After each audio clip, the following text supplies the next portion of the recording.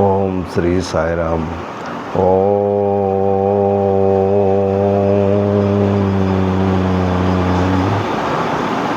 గురువే నమః. తద్బ్రహ్మం తస్మై శ్రీ గురువే నమః. ఓం తత్సం ద్యోరావృణీమహే గాతుం యజ్ఞాయ గాతుం యజ్ఞపతయే దైవీ స్వస్తిరస్తు నః స్వస్తిర్మానుషేభ్యః వివాసుకేశజం సం నో అస్తు ద్విపదే సం చతుష్టదే. ఓం శాంతి శాంతి శాంతి. సహస్రశీర్షా పురుషః సహస్రాక్షాత్ సహస్రపాత్ స భూమిం విశ్వతో ఋత్వా అత్యతిష్టద్దశాంగుళం. ఓం శాంతి శాంతి శాంతి. సాయిరామ్.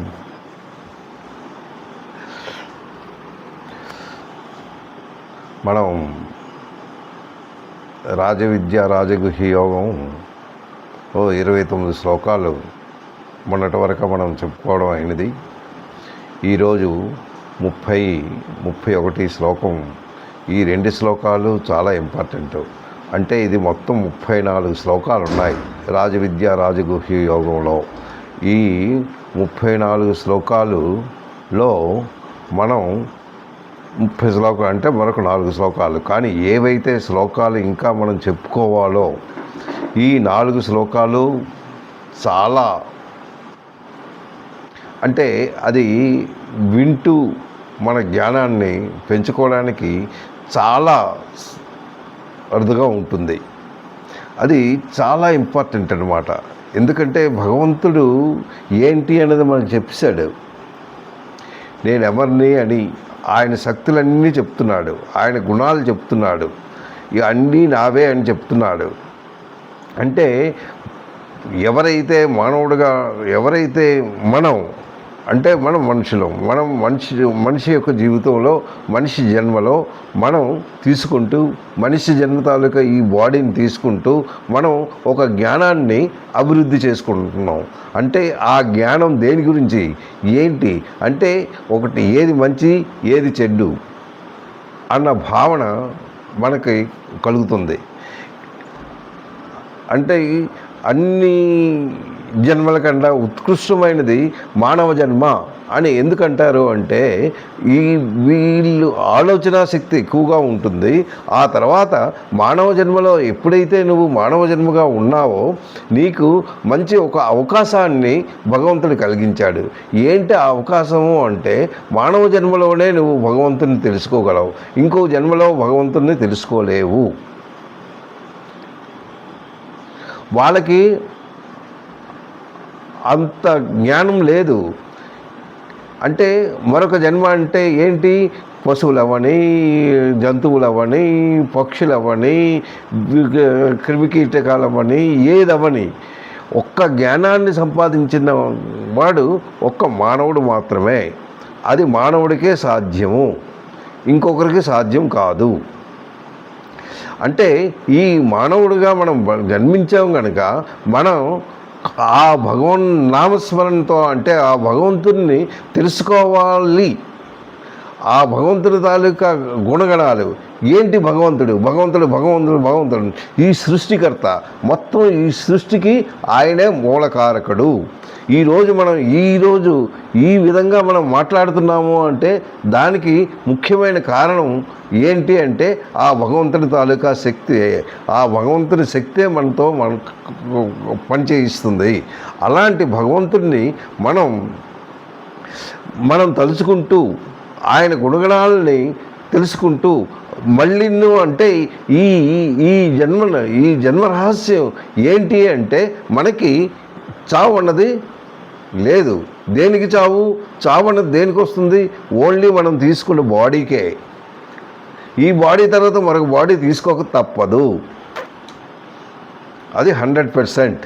కానీ ఆ బాడీ తీసుకోక ముందు మనం ఏం చెయ్యాలి అన్న భావన మనలో కలిగినట్టయితే తప్పక ఆ భగవన్నామస్మరణ చేస్తూ మనలో ఉన్న గర్వాన్ని తీస్తూ మనలో ఏదైతే తప్పులున్నాయో ఆ తప్పుల్ని విడిచిపెడుతూ ఆ భగవంతుని స్మరణ చేస్తూ ఆ భగవంతుడు ప్రసాదించిన ఏంటి గీతమని కొన్ని శాస్త్రాలు కొన్ని పుస్తకాలు ఇవి ఉన్నాయి, ఆ తర్వాత వేదాలు ఉన్నాయి.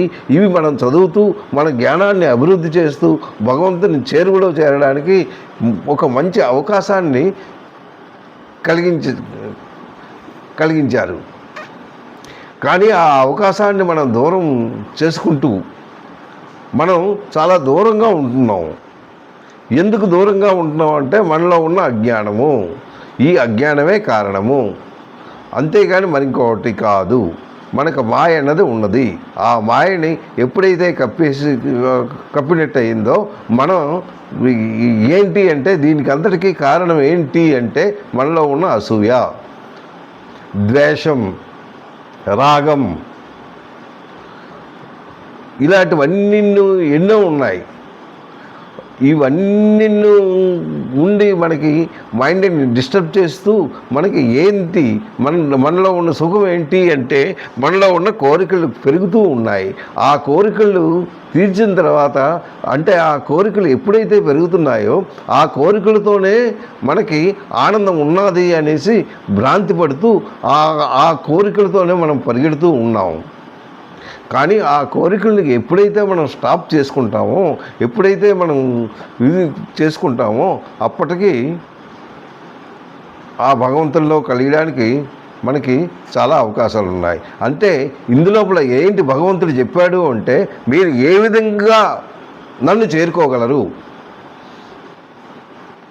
మళ్ళీ మీకు జన్మంటూ ఉండకుండా మరొక జన్మ మళ్ళీ రాకుండా మీరు ఎలా చేసుకోగలరో దానికి తగినవన్నీ భగవంతుడు మనకు అందిస్తూ ఉన్నాడు. ప్రతి శ్లోకంలోనూ చాలా చక్కగాను చాలా ఇంపుగా ఎంతో ఆనందంగాను మనకి అర్థమయ్యే రీతిలో ప్రతిదీ మనకు చెప్తూ ఉన్నాడు. అయితే దీన్ని మనం ఈ మంచి సమయంలో ఈ ప్రాంతంలో ఇవన్నీ పవిత్రమైన స్థలం, పవిత్రమైన ప్రాంతం, పవిత్రమైన కాలం, ఈ పవిత్ర సమయంలో మనం ఆ భగవంతుని ప్రార్థిస్తూ ఆ భగవంతుని చేరువలో ఉంటూ ఆ భగవంతుని నామస్మరణ చేస్తూ ఆ భగవంతుని మనం తెలుసుకుంటున్నాము అంటే ఇంతకన్నా మనకి ఇంకొక అదృష్టం మరి ఇంకొక అవసరం లేదు. ఎప్పుడైతే భగవంతుని నామస్మరణతో భగవంతుని తెలుసుకున్నామో అప్పుడే మనకి ఏంటి కలుగుతుంది, ఎలాంటి ఆలోచనలు కలుగుతాయి, ఏ విధంగా మనం చేయగలము అంటే మనలో ఆనందం ఏ విధంగా వస్తుంది అనేసి మీరు భావించుకుంటే చాలు. అది ఏ విధంగా వస్తుందో మీలో మీకే అర్థం అవుతుంటుంది. ఇవి ఎప్పుడైతే మీరు చేరువలో సాధన చేస్తూ దానికి దగ్గరగా ఉన్నట్టయితే మీరు ఉదయం కంపల్సరీ 5 గంటలకల్లా మీరు లెగిచి కూర్చోవాలి. 4కు లెగవాలి. కానీ ఇన్ కేసు మీరు ఎందుకంటే మనకి ఎక్కువగా బద్ధకం అన్నది ఎక్కువ కనుక 4 గంటలకు ఇన్ కేసు లేకపోయినా 5వ గంటకల్లా లెగిచి కూర్చుంటూ ఆ భగవన్నామ స్మరణ చేస్తూ ఆ భగవంతుని చేసినట్టయితే ఆ రోజంతా మీరు ఒక్కసారి మీరు ఎగ్జాంపుల్గా మీరు ఒకసారి చూడండి.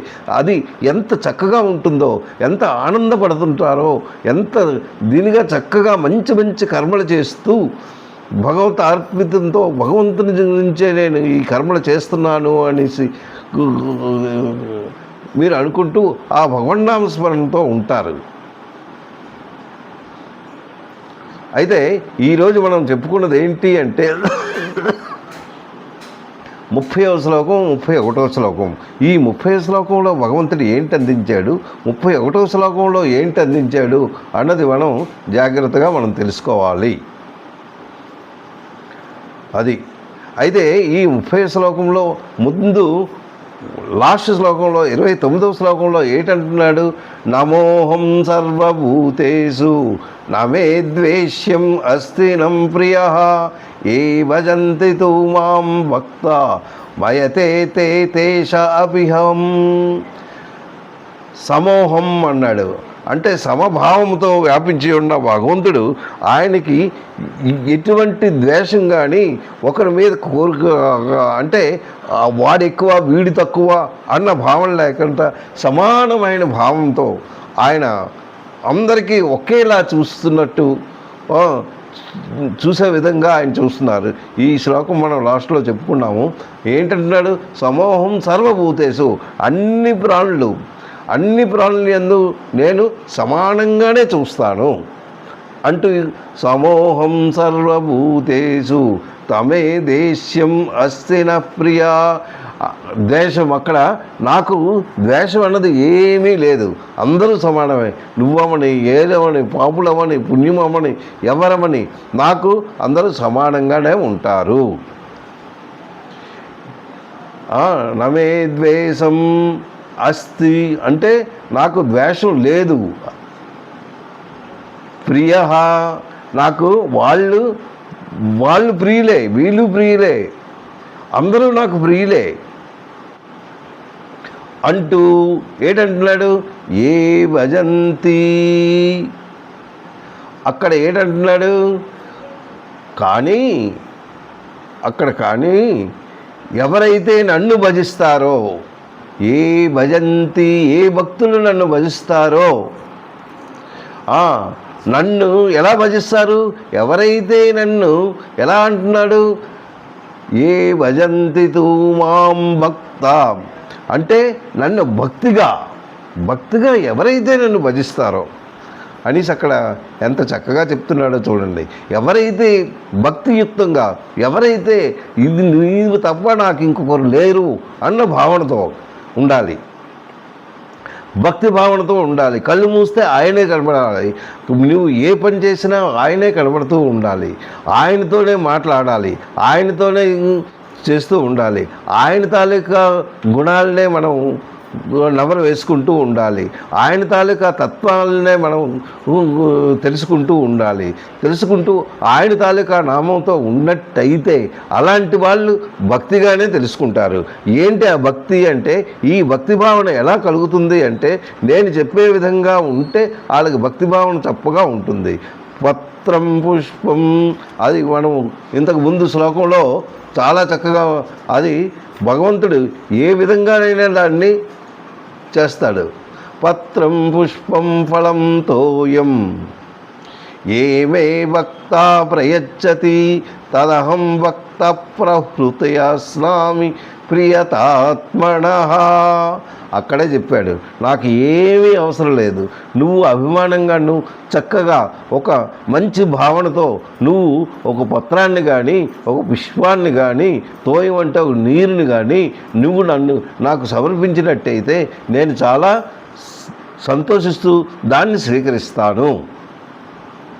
కానీ నీలో భావన మంచిదై ఉండాలి. నీలో ఏమాత్రం చెడు భావన అయినను నేను దాన్ని స్వీకరించను, దాన్ని దూరంగానే ఉంచుతాను అన్న భావనతో ఆ శ్లోకాన్ని మనకి వరలో మనకి అందించారు. అదే శ్లోకంలో ఇది కూడాను అదే, నమో సర్వభూతేషు నమే ద్వేషం అస్తినం ప్రియ మే భజంతి మాం భక్త మాయితే తేషు అపిహం అంటే ప్రత్యక్షంగా వాళ్ళు ఎలా ఉండాలి? వారి యందు నేను ప్రత్యక్షంగా ఉంటాను. ఎవరైతే భక్తులు ఉంటారో వాళ్ళకి నేను దగ్గరగా అవుతాను, నేను దగ్గరగానే ఉంటాను అన్న భావనతో ఈ శ్లోకాన్ని మనకి అందించారు. అయితే ఇప్పుడు మనం 30వ శ్లోకం ఏంటి చెప్పారో ఆ స్వామిని మనం మనసారా ప్రార్థిస్తూ ఆ శ్లోకాన్ని మనం ఒకసారి విందాం. అక్కడ ఏంటంటున్నాడు? అపిచేత్, ప్రారంభంలోనే 30వ శ్లోకంలో అపిచేత్ అంటున్నాడు. అప్పి అంటే వాడు, ఎవరు? సుదరాభారః దురాభారః సుదురాభారః అన్నాడు. అంటే ఈ శ్లోకంలో ఒక్కసారి మీరు తలుచుకుంటే, అంటే ఇంతకు ముందు శ్లోకం వేరు, అది ఆ భక్తి భావనతో ఉన్నది. ఇక్కడ భక్తి భావన లేకుండా ఎవరైతే ఈ విధంగా ఉంటారో, ఎలాగా దురాచారంగా ఉంటారో. ఎలాంటి దురాచారం? మిక్కిలి సు అంటే మిక్కిలి దురాచారంగా ఉంటారో. అపిచేత్ సుదురావార భజతే మాం అనన్యవాక్. అనన్య భక్తులు అన్నమాట. భజతే, మీరు నన్ను భజించినట్లయితే. ఎవరు ఇక్కడ ఏంటంటున్నాడు? సుధరాభార అంటే ఎవరైతే దురాచారులు, ఎవరైతే నన్ను పూజించరో, ఎవరైతే నా మీద నమ్మకం లేదో వాళ్ళు కూడా నేను చూస్తాను. చూడను అని కాదు, అందుకే అక్కడ చెప్పాడు ఏంటంటున్నాడు? సుధరాభార అంటున్నాడు. వాళ్ళు ఎలాగైతే నేను వాళ్ళని ఎప్పుడు చూస్తాను? వాళ్ళు భజించినట్టయితే, వాళ్ళు నన్ను తలిచినట్లయితే. భజతే మాం అనన్యవాక్. అనన్యవాక్ అంటే భక్తులు. అనన్యభావంతో అంటే మంచి భావంతో, మంచి శక్తిగా నన్ను కానీ వాళ్ళు స్మరించినట్టయితే. ఎవరు అక్కడ? సుధరాభార అన్నాడు. సుధరాభార అంటే ఎవరైతే దురాచారంగాను, నా మీద నమ్మకం లేకుండా వాళ్ళు వేరే పనులుగా ఉంటూ, వాళ్ళు వేరే భావనలతో ఉంటూ నన్ను పూజించకుండా, నా మీద నమ్మకం లేకుండా వేరే భావనతో ఉన్నవాడు అయినను వాళ్ళు భక్తితో భజన చేసినట్టయితే నేను వాళ్ళని కూడా నేను రక్షించను అంటున్నాడు. సాధు ఏవసా. అక్కడ అలాంటి వాళ్ళు ఏంటంటే సాధు అంటే సత్పురుషుడు అవుతాడు. సాధు ఏవహమంతస్య. అతడు ఏంటి? మంచి మనసుతో నన్ను భావించగలడు. సాధు ఏవస మంతస్య సమ్యజ్ఞ వసిష్ఠ హిసః. సమ్యజ్ఞ అక్కడ చూడండి, ఇక్కడ ఏంటంటున్నాడో. అపిచేత్ సమ్యక్ యథార్థముగా, సమ్యక్ వ్యవస్థిత. సమ్యజ్ఞ వ్యవస్థిత అంటే సమ్య అంటే యథార్థముగా, వ్యవస్థిత అంటే నిశ్చల బుద్ధి. వ్యవస్థిత మంచి మనస్సు, నిశ్చల బుద్ధితో ఎవరైతే నన్ను చూస్తారో. అయితే ఇక్కడ ఏంటి? మిక్కిలి దురాచారుడైన ఎవరైతే దురాచారులలో ఉంటారో అంటే వాళ్ళు దురాచారులు అంటే వాళ్ళ ప్రవర్తన వేరే. అంటే ఇవి చెప్పడానికి మనం చెప్పినా వాళ్ళు వినరు. వాళ్ళ మైండ్ అంతా వేరే విధంగా ఉంటుంది. అంటే భగవంతుడి మీద ధ్యానం కూడా ఉండదు. భగవంతుడు అంటే ఏంటి అన్నది అంతా ఒకటే, ఆయన చేసింది ఏమీ లేదు అన్న భావనతో నిందిస్తూనే ఉంటుంటారు కొందరు. అలాంటి వారు అంటే మిక్కిలి దురాచారుడైన అయినను వాడే గాని అనన్య భక్తితో నన్ను భజించినచ్చో. లాస్ట్ శ్లోకం కూడా అదే అన్నాడు, మళ్ళీ ఈ శ్లోకం కూడా అదే ఒకసారి మళ్ళీ రిపీట్ చేస్తున్నాడు. వాళ్ళే కానీ మళ్ళీ నాకు భజించినచో అతన్ని ఎలా భావిస్తాడు? సత్పురుషుడిగా భావిస్తాను, అంటే మంచివాడిగానే భావిస్తాను. వాడి దురాచారంగా ఉన్నన్ను వాళ్ళలో మార్పు కొన్నాళ్ళకైనా వస్తుంది. ఎలా మార్పు వచ్చింది అంటే, మార్పు ఎలా వచ్చింది అంటే ఆయన కొన్ని సత్సంగములు విన్నా కానీ, కొన్ని శాస్త్రాల వలన కానీ, కొందరు మంచి సహవాసంతో ఉన్నవాళ్ళు కానీ, మంచి సహవాసం కూడా ఉన్నవాళ్ళు వాళ్ళు ఎప్పుడైతే నీ సహవాసం మంచిదైందో వాళ్ళు నీ కోవిలికే తీసుకెళ్తారు కానీ ఇంకొక దగ్గరికి తీసుకెళ్ళరు, సినిమా హాల్కి తీసుకెళ్ళరు. వాళ్ళు ఎక్కడికి తీసుకెళ్తారు? వాళ్ళకి ఎక్కువగా భక్తి అన్నది కావాలి. అంటే ఆ భగవంతుని భక్తిగా ఉన్న వాళ్ళతో ఎప్పుడైతే వాళ్ళు ఆ విధంగా ఉన్న వాళ్ళతో నువ్వు సహవాసం చేసినట్టయితే నువ్వు ఇంకో విధంగా నీకు ఉండదు. నువ్వు ఎక్కడికి వెళ్తావు? భగవంతుని చేరువలో ఒక కోవిలికైనా లేకపోతే ఒక మంచి ఒక సాంగత్యమైన అంటే స్పీచెస్ మంచి దీనికి నువ్వు అటెండ్ అవుతూ ఉంటావు. అవుతూ నీ తాలూకా మైండ్ మారుతూ ఉంటుంది అన్నమాట. ఎలా మార్పు వస్తున్నాయి అంటే వాళ్ళు చెప్పే మాటలను బట్టి.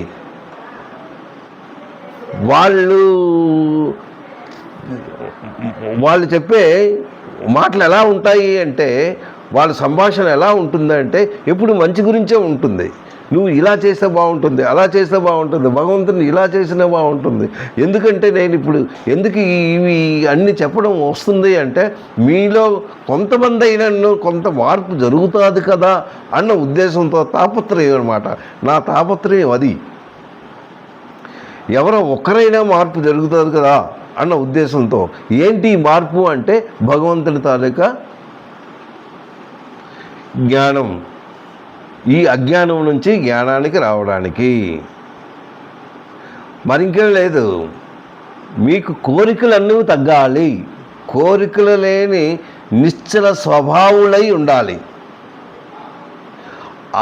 ఆ కోరికలు తగ్గడానికే ఇలాంటివన్నీ వస్తున్నాయి. అంటే ఇవి దేనికి చెప్పడం అవుతుందంటే నీలో ఉన్న ఏదైతే భావనలు ఉన్నాయో, ఏవైతే మంచి కోరికలు అవని చెడు కోరికలు అవని, ఈ కోరికలు అన్నవి ఎప్పుడైతే కంట్రోల్ అయిపోతాయో ఆటోమేటిక్గా మీరు ఆ రూట్ నుంచి ఈ రూట్కి వస్తారు. అది ఇక్కడ చెప్తున్నారన్నమాట. అనగా పరమాత్మనే సేవించబడు సమానమైనది మరి ఇంకో అంటే వాళ్ళు ఎలా ఉంటారు? ఈ సద్భక్తులు ఒక్కసారి మరొకసారి వినండి.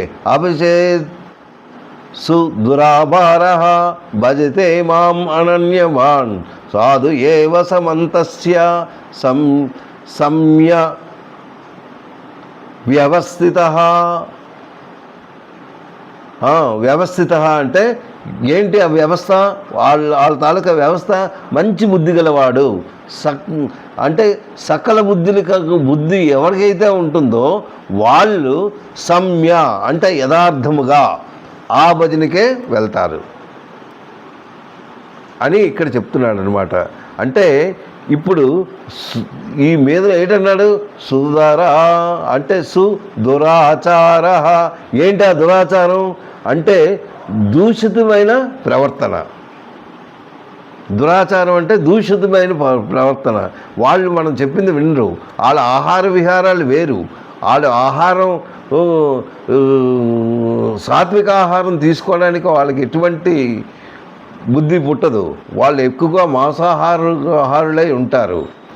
ఎప్పుడైతే మాంసాహారులుగా ఉన్నవారు ఎవరైతే మాంసాహారులుగా ఉన్నవాళ్ళు వాళ్ళ బుద్ధి కొద్దిగా తక్కువగా ఉంటుంది. పూర్తిగా తగ్గిపోదు. కొంత సాత్విక ఆహారంలో ఉన్న లాభాలు ఏంటి అంటే మీ తాలూకా బుద్ధిని షైనింగ్ అవుతుంటుంది. దానికి దీనికి డిఫరెన్స్ అనమాట. అయితే వీళ్ళేంటి ఆహార విహారంలో అంటే కంట్రోల్లో ఉండరు. They are not controlled. వాళ్ళు అంటే కట్టుదిట్టంగా ఉండలేరు. They are not able to control their own selfs అనమాట. అంటే ఆ కంట్రోల్ తప్పొద్ది. వాళ్ళ తాలూకా ఆచారాలను బట్టి స్వభావాన్ని బట్టి వాళ్ళ స్వభావాలు ఎప్పుడు చెడు వ్యసనాలతోనే ఉంటాయి.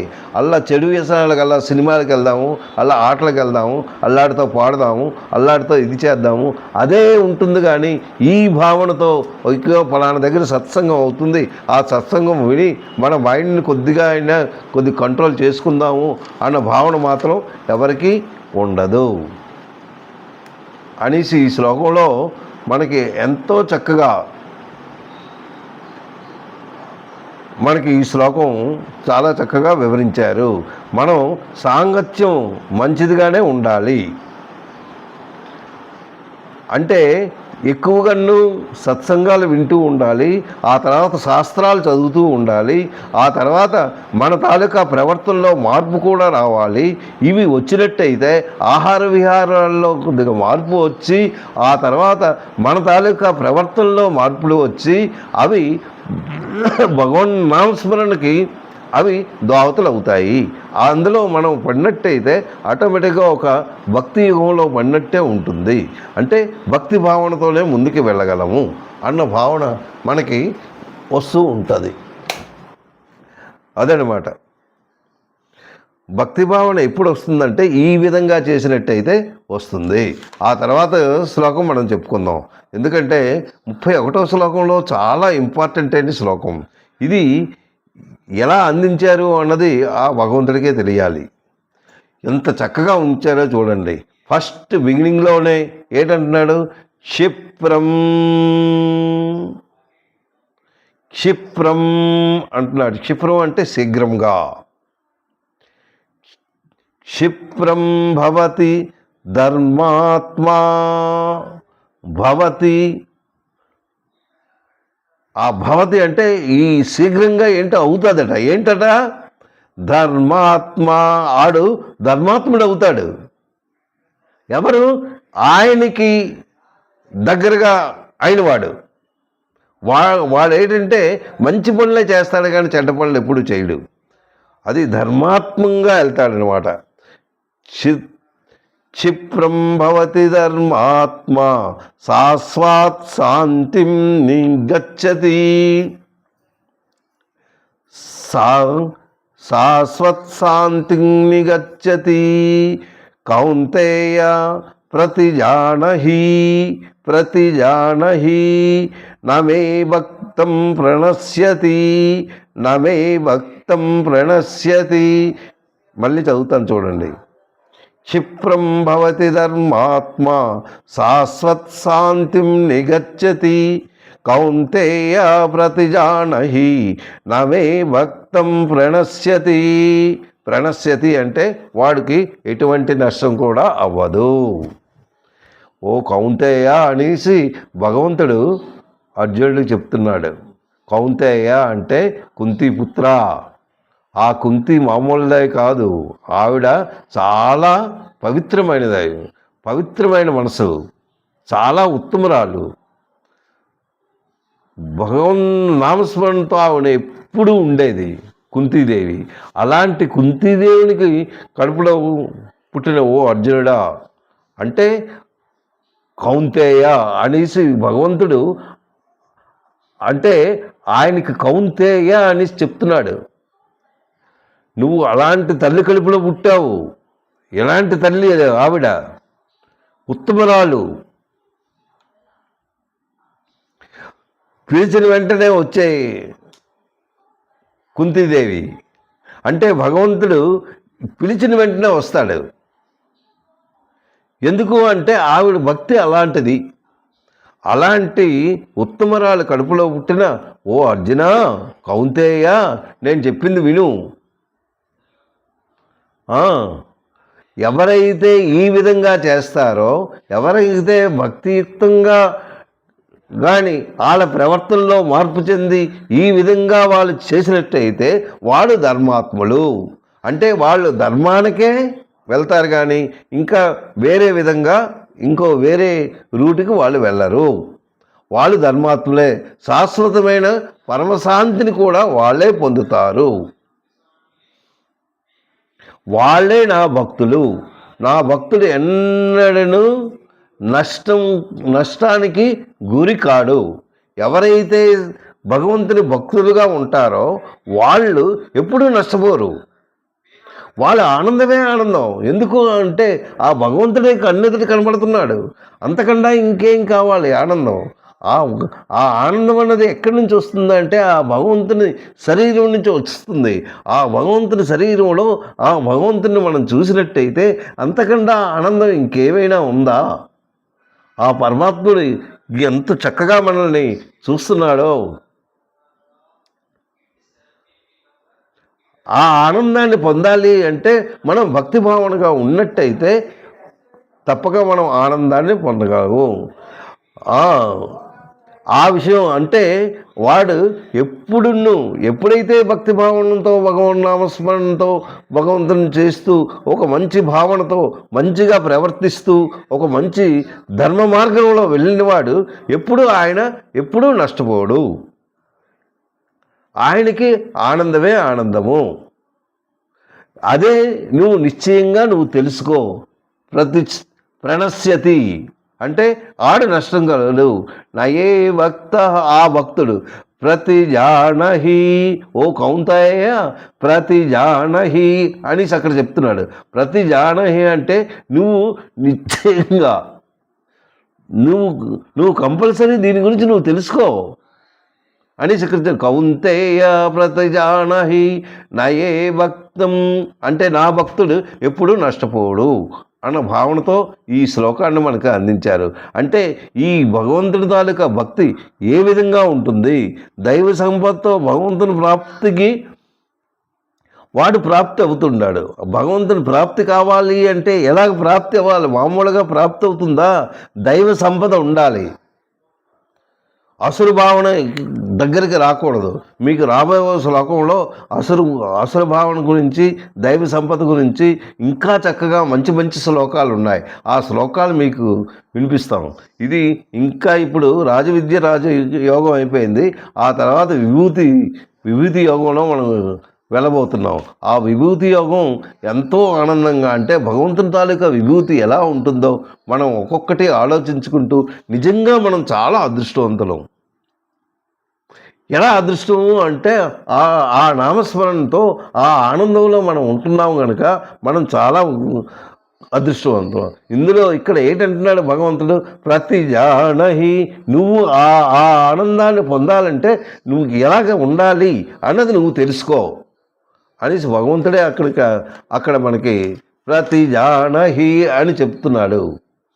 భక్తుడు క్రమంగా అతను ఎలా ఉద్ధరిస్తాడు? ఆయన మంచి భావనతో ఉంటే ఆటోమేటిక్గా ఒక స్టెప్ బై స్టెప్ అతను వెళ్తాడు. అది తప్పదు. అలాగే కానీ ఆయన ఉన్నట్టయితే తప్పక ఆయన ఎప్పుడూ కిందకి మాత్రం జారడు. ఒకసారి మీదకి వెళ్ళాడు అంటే ఇక అలాగలాగా ఆ భగవన్ నామస్మరణతో ఇంకా చక్కగా మనం ఎన్నో తెలుసుకున్నాం. భక్త కన్నప్ప ఆయన ఎంత చక్కగా చేశాడో. భక్తిగా ఉన్నవి ఎన్నో. భక్తి తుకారాం, భక్త రామ్దాస్, వీళ్ళందరూ ఏంటి చిన్నవాళ్ళు ఏంటి? భక్త ప్రహ్లాద్,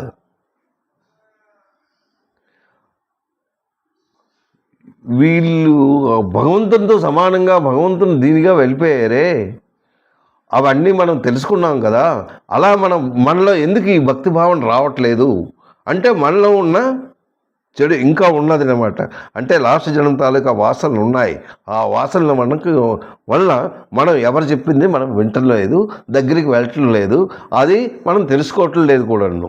మనకి ఇది అనవసరం. ఇదేంట్రా, ఇది ఏంటి చెప్పాడు అనేసి కొట్టి పారేస్తున్నారు. గీతలో ఏంటి చెప్పాడు, అవన్నీ తెలిసినవే కదా అన్న భావనతోనే. అంటే గర్వం, ఇది ఎంత చదివితే అంత మంచిది అన్న భావన ఒక్కరికి లేదు. ఎందుకు అంటే వాళ్ళు చేసుకున్న అదృష్టం ఇంకంతే. అయితే దీని గురించి నేను ఒక చిన్న కథ చెప్తాను. టైం కూడా అయిపోయినట్టుంది. అయితే దీంట్లో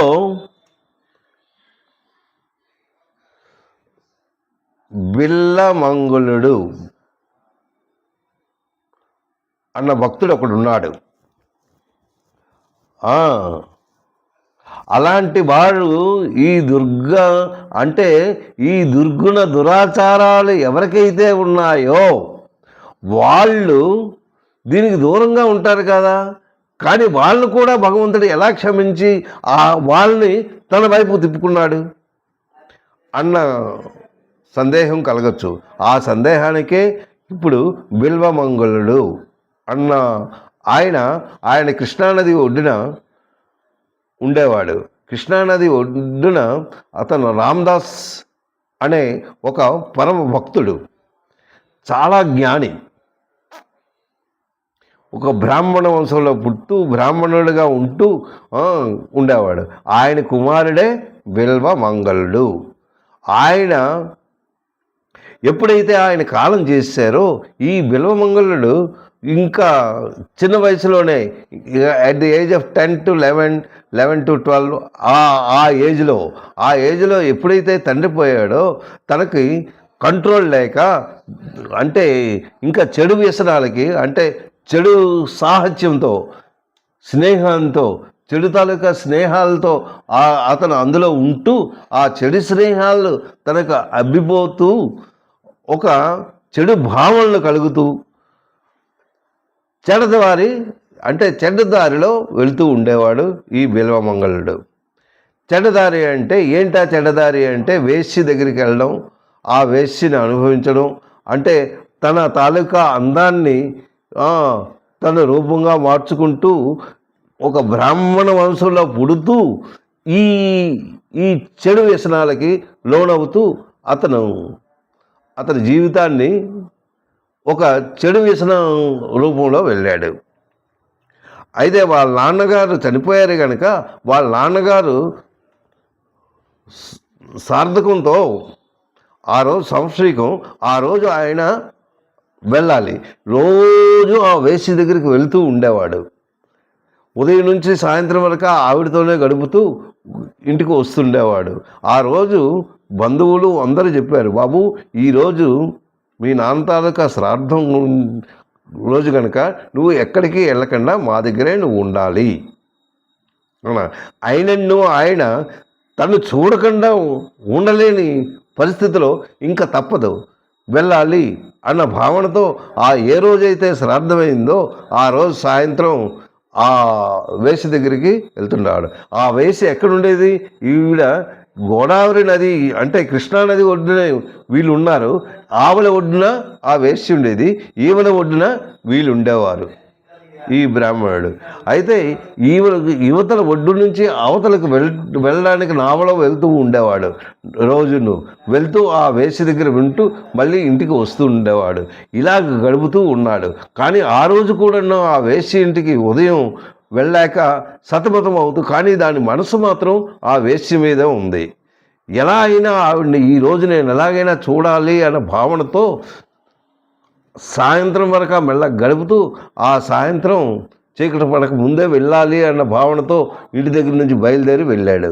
వెళ్ళేసరికి పెద్ద గాలి వాన ఇవన్నీ పడుతున్నాయి, కానీ దేనికి లేదు. ముందు నేను ఆవిడ్ని చూడాలి, ఆవిడ పేరే చింతామణి,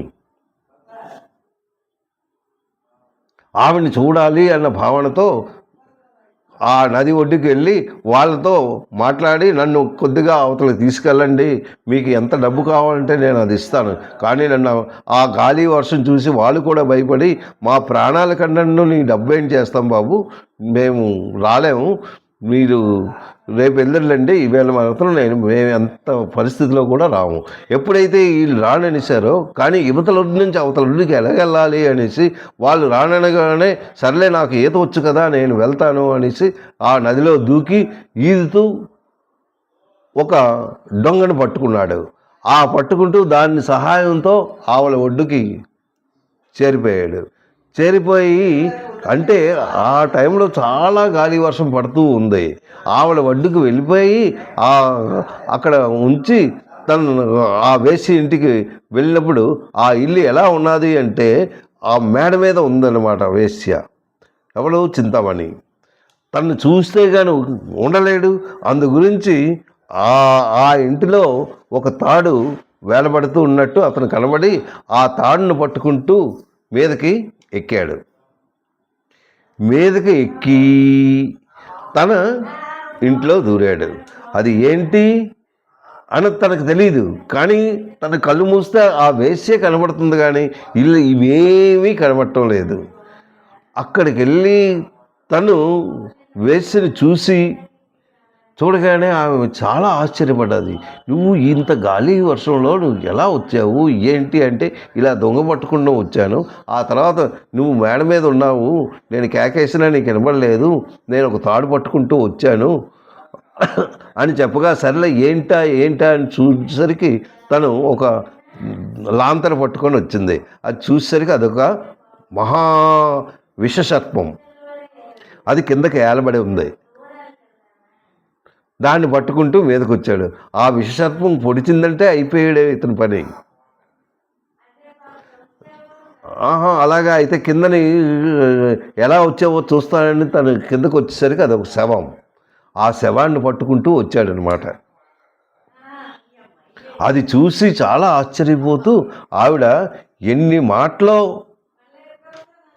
తనకి చెప్పింది. ఏంటి నువ్వు చేస్తున్న పనేంటి, నువ్వు ఎందుకు ఇలా చేశావు, చేయడానికి కారణం ఏంటి అంటే, నీవు నా మీద ఉన్న వ్యామోహంతో నువ్వు ఇంత శ్రమపడి వచ్చావు. ఆ వ్యామోహం నాకున్న శరీరం ఏంటి, ఈ అందం నాకు ఎన్నాళ్ళు ఉంటుంది, 2-3 రోజుల అంటే కొన్నాళ్ళ వరకు ఈ అందం ఉంటుంది. తర్వాత నా శరీరం పడిపోయిన తర్వాత నేను ఆ శవంలాగే అవుతాను, అదే శవంతో నేను ఉంటాను. అంటే నేను కుళ్ళిపోయి ఉండాలి. ఇలాంటి శరీరాన్ని నువ్వు చూసి నువ్వు వ్యామోహపడిపోతున్నావే, నీ ప్రాణానికి కూడా ఇచ్చేయకుండా వస్తున్నావే, ఇది ఏమైనా బాగుందా అంటూ తను చెబుతూ, అదే వ్యామోహంలో పడి నువ్వు వచ్చావు, అదే వ్యామోహంతో నువ్వు ఆ సుందర రూపమునైనా ఈ రూపం నీకు వెంటనే పోతుంది, ఇది నేను శవంగా మారిపోతాను.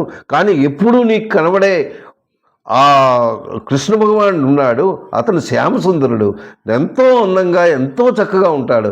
ఆయన మీద నీ మనసు ఉన్నట్టయితే ఇంకా అంతకన్నా ఇంకేం ఉంటుంది, అది ఎందుకు నువ్వు దీని బదులు దానికి ఎందుకు వెళ్ళట్లేదు, నువ్వు నీ వ్యామోహం అటువైపు తిప్పుకో అన్న భావనతో ఆమె చెప్పగా తనకి జస్ట్ ఒక్కసారి మైండ్ టర్న్ అయ్యింది. వేసి అయినా ఎంతో చక్కగా చెప్పిందనమాట ఇది. అది విని తను వేశ్య, ఎంతవరకు చింతామణి ఒక వేశ్యగా ఉన్నదాయి అది ఆయనకి కృష్ణ భగవానులా కనబడ్డాడు. ఆయనే గురువు అనుకుంటూ ఆవిడ పాదాల మీద పడిపోయి, నాకు జ్ఞానోదయం కలిగించావు, నువ్వే నా గురువువి అనేసి తన పాదాలను పట్టుకొని విడిచిపెట్టలేదు. అంటే ఎంతటి మహానుభావుడైనా ఎప్పుడైతే టర్న్ అయిందో అప్పుడు ఇంకా కృష్ణ భగవానుడే తనకు కనబడుతున్నాడు. ఏది చూసినా ఆ కృష్ణుడే, ఎక్కడికి వెళ్ళినా ఆ కృష్ణుడే. అక్కడతో మహా ఆనందాన్ని పొందుతూ గెంతులు వేస్తూ ఆ కీర్తనలు, ఆ భగవంతుని తాలూకా కీర్తనలు చేస్తూ ఒక గురువుగారి దగ్గర ఒక మంత్రోపదేశం తీసుకుంటూ ఊరూరు తిరుగుతూ ఉండేవాడు. అంటే ఈ స్టోరీ దేనికి, ఇంకా చాలా స్టోరీ ఉంది దీనికి.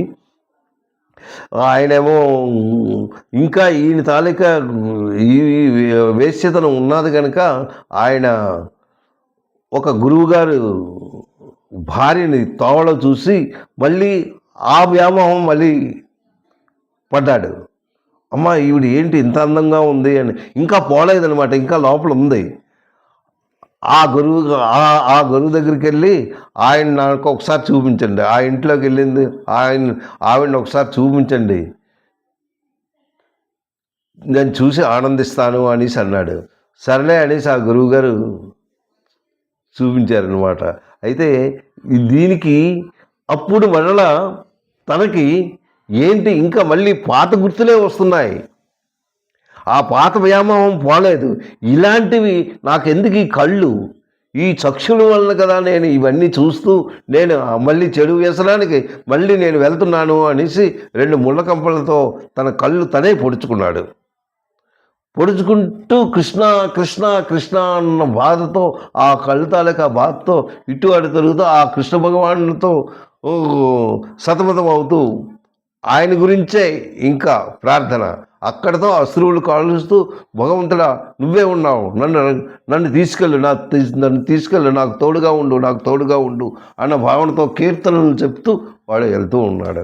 అంటే ఎంతటి భక్తిలో అప్పుడు కృష్ణుడు వచ్చి తన చేతిని పట్టుకుంటాడు. అంటే ఇక్కడ నేను చెప్పేది ఏంటంటే, ఎవరైతే చెడ్డవాళ్ళు ఉన్నారో వాళ్ళు కూడా దీనికి రావచ్చు. వాళ్ళ తాలూకా మైండ్ మారచ్చు. మారిన తర్వాత భగవంతుడు తప్పక ఆయనకి అనుగ్రహం వస్తుంది. ఎలాగా అనుగ్రహం ఇస్తాడు? ఎవరైతే ఇలాంటి భక్తి కలగాలి. ఆయన కళ్ళే పొడుచుకున్నాడే అంటే అంతటి భక్తి కలిగి ఉండాలి. నాకు ఈ కళ్ళు వల్ల కదా మళ్ళీ నాకు పాత గుర్తులు వస్తున్నాయి, ఈ కళ్ళు నేను తీసిస్తే పోయింది, నాకు అవసరం లేదు ఈ కళ్ళు అనేసి ముళ్ళతో శుభ్రంగా గుచ్చుకున్నాడు అనమాట. ఎంతటి భక్తుడో చూడండి. అలాగే మనం ఈ భక్తియుక్తంగా మన భగవన్నామస్మరణతో ఆ భగవంతుని మనం ప్రార్థించినట్టయితే తప్పక మనం కూడా అదే చేరువలో మనం చేరగలం. మనం తప్పక ఆ త్రోవలో వెళ్ళడానికి ఆ భగవంతుని ఎల్లప్పుడూ మనం వేడుకుందాం. సాయిరాం.